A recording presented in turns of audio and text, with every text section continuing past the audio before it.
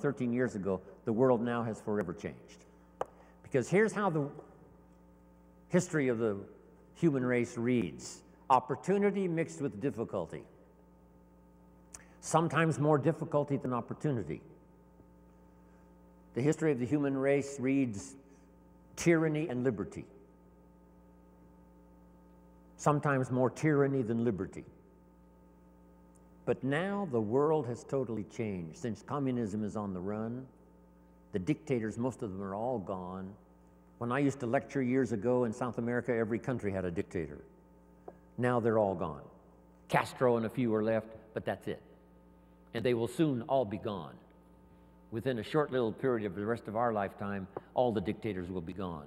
A new wave of economic uniqueness, capitalism, free enterprise, liberty, freedom, democracy is absolutely sweeping the world. So for a long, dark time, there was more tyranny than liberty. Here's what is unique about this new Century 21: more liberty than tyranny. More freedom than oppression.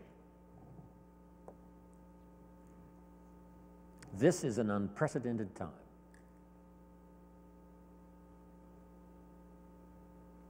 Unbelievable opportunity. We have the technology to accomplish the most incredible things. We pick up a telephone now and talk to somebody on the other side of the world with ease. It's incredible. We fly, we've got transportation. I get on an airplane, 13 hours later I'm in Hong Kong. 5 meals, 3 movies, and you're there. I mean, it's unbelievable. I leave at 7:30 this evening to fly all night to Orlando to speak to another group tomorrow in Orlando. It's amazing. With the jets, you can cover the world. I fly the Concorde, 3 hours London, New York. If you fly the Concorde, you can see 2 sunsets in one day. If you're in London when the sun goes down, you fly the Concorde to New York, you watch the sun go down for the second time. I told the group at our little breakfast meeting this morning, if you fly the Concorde due west, the sun comes up in the west. If you haven't tried that, you must try it. On the Concorde, you meet unique people. I met Henry Kissinger on the Concorde. Henry said, I had breakfast in Paris, I'm having lunch here in London, I'm having dinner tonight in New York. If you fly the Concorde. Before his accident, I met Christopher Reeves a couple of times on the Concorde. Said to my business partner, we're going to be okay, Superman's on this plane.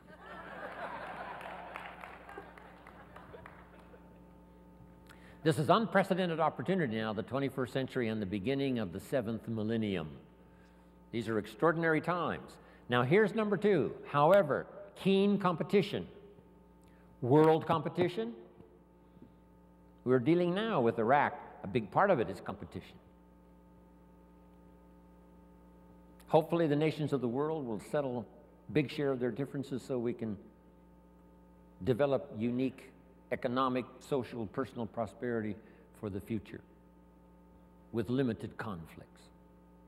No more horrors, no more holocausts, hopefully. But with the human race, you always have to keep your fingers crossed. Who knows? But I think it's going to be a time of unprecedented opportunity, but unique competition.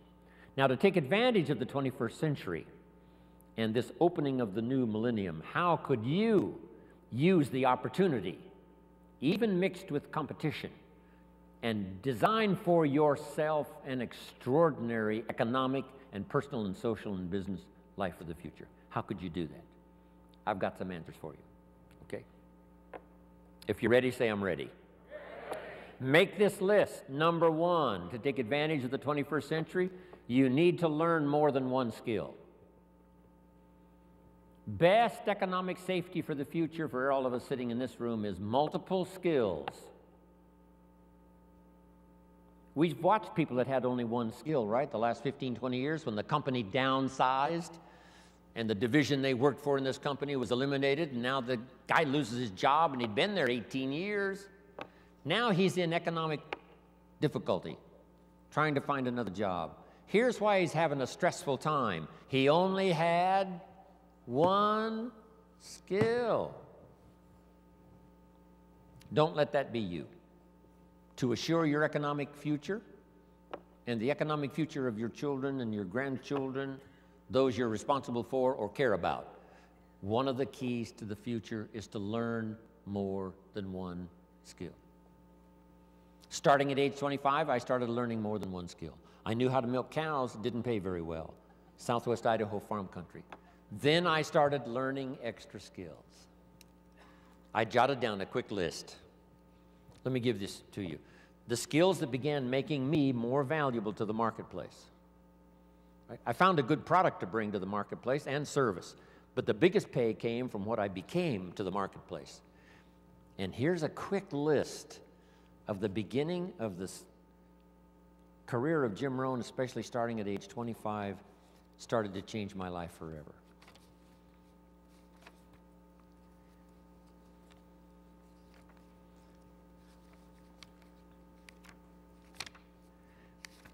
Okay, here's the first one.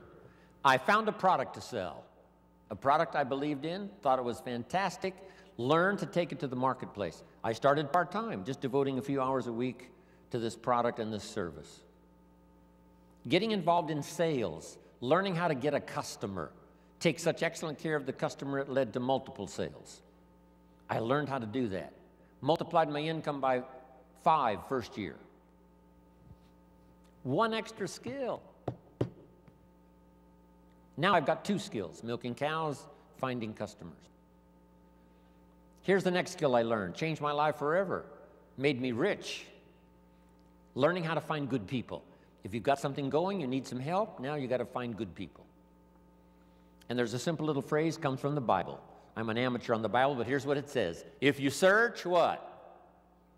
You will find. Kids want to know, how do you get rich? One, you learn to search. Because the promise is if you search, you will find. If you need a door of opportunity to open, here's what the old formula says. If you knock, what? If you keep knocking, you'll find an open door. Maybe not the first one. First door you knock on. Voice says, there's nobody here. That's interesting. Second door.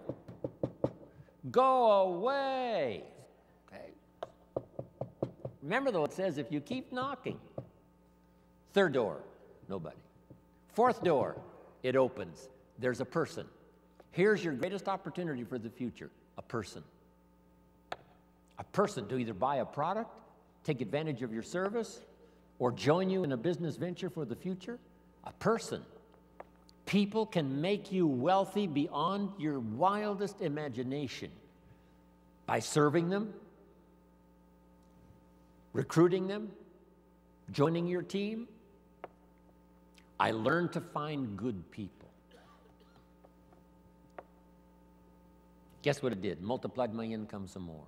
Now I've got 3 skills: milking cows, finding good customers, finding good people. Here's now a skill that really helped to change my income and my future: learning to organize, getting people to work together. Once you've got a few people, now if the enterprise calls for it, you just teach them how to work together, which is challenging, especially if it's independent people, not employees that you can fire, but independent people that you work with. It's challenging to get them to work together. It's like getting your family to work together, different personalities, different ages, different opinions. How do you get people of variety of ages and personalities and opinions and temperaments? How do you get them to work together? It's challenging, but the pay is so unbelievable that it's worth learning the new skill. But it is challenging getting people to work together. It's like herding cats. You know, herding sheep is easy. You know, sheep very quickly get going the same direction very quickly. Cats, no way. If you've got 9 cats, they're going 9 different directions. But if you can master getting individuals, right, independent, got opinions, but they've got skills, they've got something to contribute, if you can get them to work together along with you, the door is open for whatever riches you wish to accumulate. Now I've got how many skills? 4. I'm on my way to wealth. Milking cows, getting good customers, finding good people. getting people to work together. Here's the next skill that helped me make so much money. It's called the skill of recognition and promotion. Because we use that at home. Some little something, we recognize our children. People work harder sometimes for recognition than anything else. Pay attention to your kids. They'll blossom, they'll bloom, they'll become fantastic. I've done it with my grandchildren. I just published a book of my granddaughter's poems that she wrote when she was 12.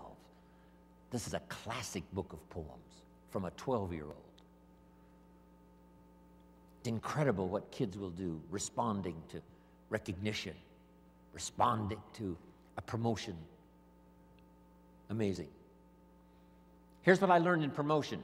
Learn to reward people for small steps of progress. If you work with a company that rewards people for the big steps, you just take care of the little steps.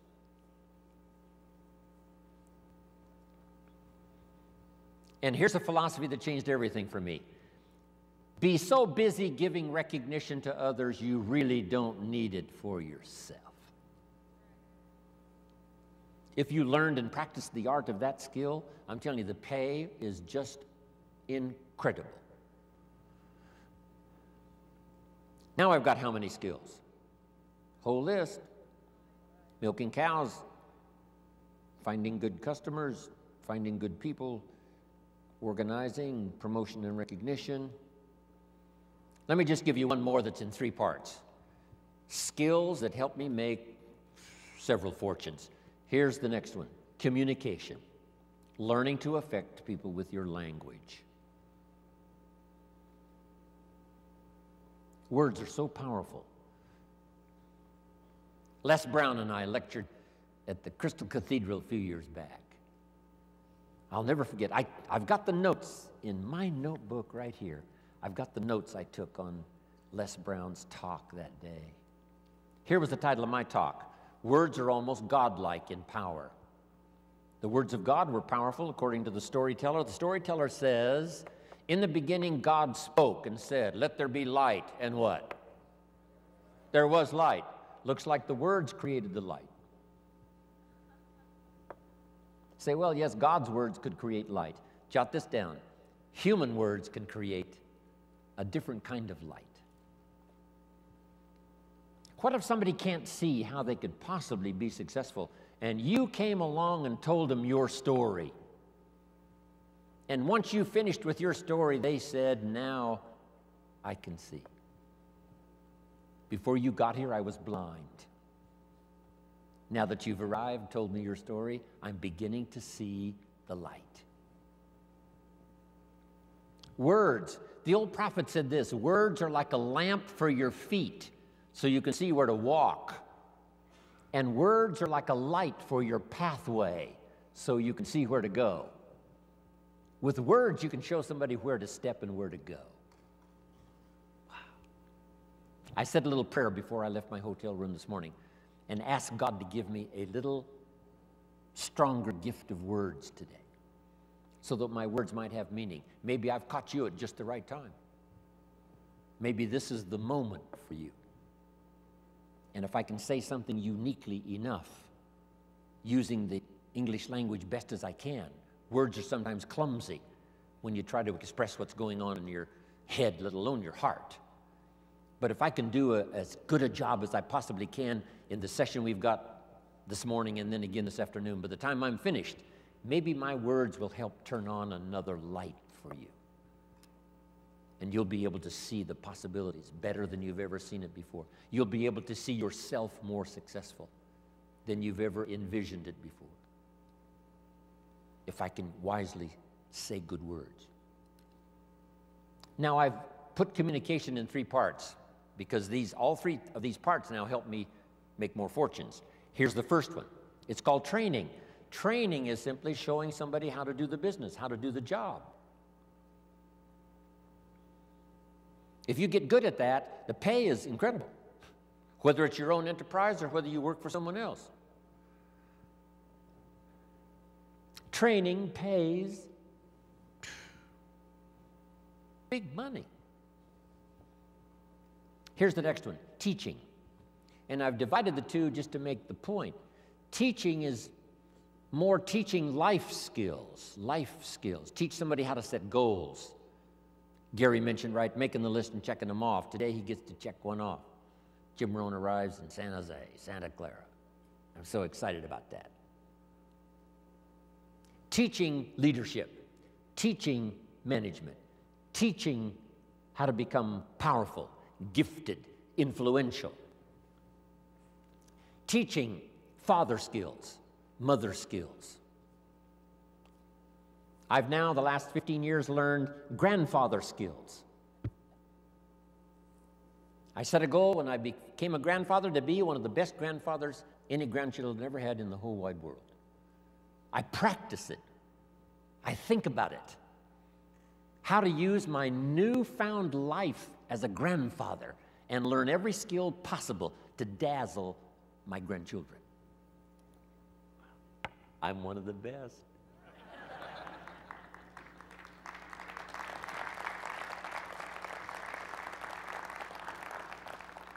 So teach people how to be good fathers, good grandfathers, good mothers, good leaders in the community.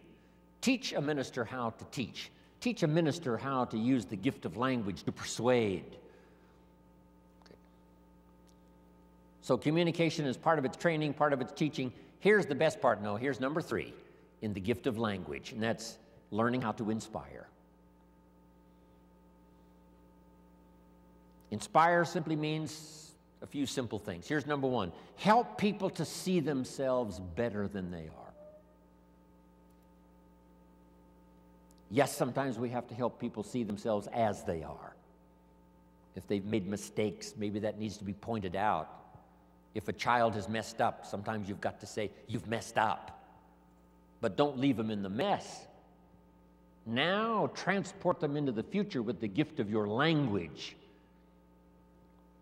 and inspire them with the person they can become by using the mistakes of the past to develop new disciplines for the future.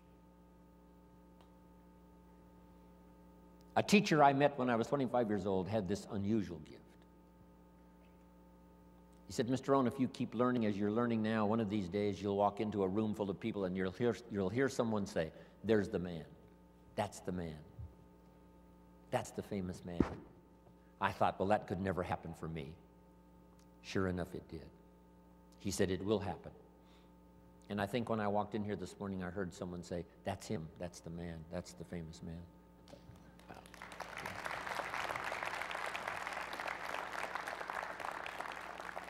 You must transport your children into the future. Yes, you have to take them back to review their mistakes, but don't leave them there. Now transport them into tomorrow. Transport your children into next week. Help them to see themselves 30 days from now, 90 days from now, 6 months from now. Help them to see themselves successful. It's your gift of language that can do that. Help them to have faith for themselves and faith for the future. The sacred writing says this: faith comes by hearing words, good words. Somebody who well chooses their words and delivers them with uniqueness can inspire faith for somebody to believe the most impossible things can be possible. And that excitement of possibilities comes from hearing or reading unique words. One of the best phrases I could give you for the day, here it is: don't be lazy in language. Don't be lazy in language, because the gift of language can create a career. It can help somebody see the way into the future. It can help somebody change from who they are to who they would like to be. It will help you to see the gift of your own intellect. There's an innate vocabulary in all of us that helps us to see, helps us to translate what's going on in the world, what's happening, so that we can make good decisions instead of poor ones. We can make less mistakes this year than we made last year. One of the major things to pray for is to be gifted in language, because it can have such a dynamic effect on your children. It can have such a dynamic effect on your business. It can have such a dynamic effect on your customers. It can have such a dynamic effect on your business partners, that not to continually get better and better at the gift of language would be a great mistake. Let it open doors nothing else will open, the gift of your language. Let it help people to see possibilities that they cannot see now. And you join in those possibilities and make another fortune and another fortune. All the way up the ladder as far as you wish to go. I don't know how high you need to go.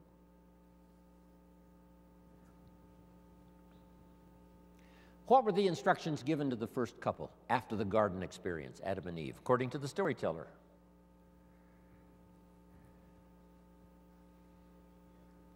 We've got some Bible scholars here right now.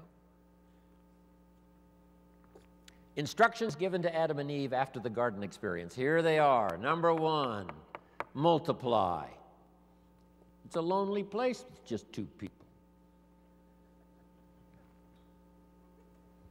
Multiply. But here's one now that is so extraordinary, and I'm going to cover a little bit more of it during our ongoing session here today.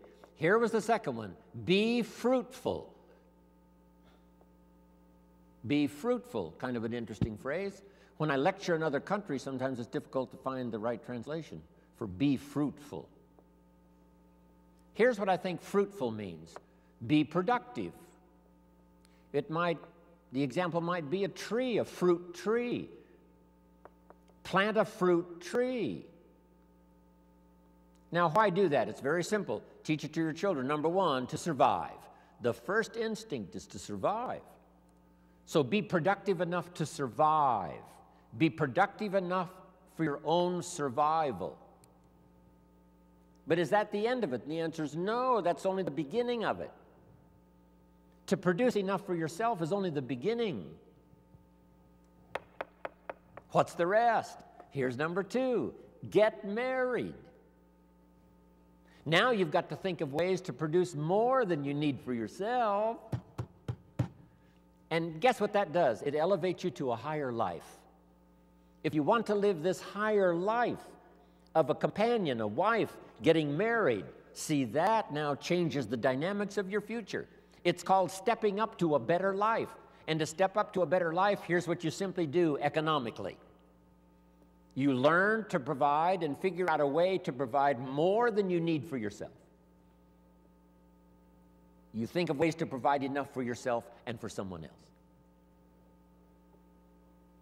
Why think of someone else? Why not just think of yourself? Because that's a very limited way to live, just thinking of your own survival.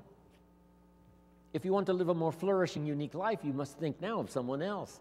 So now the man says, I must produce enough for myself and for my wife. Is that the end of the life experience? No. Now have children. Take a risk.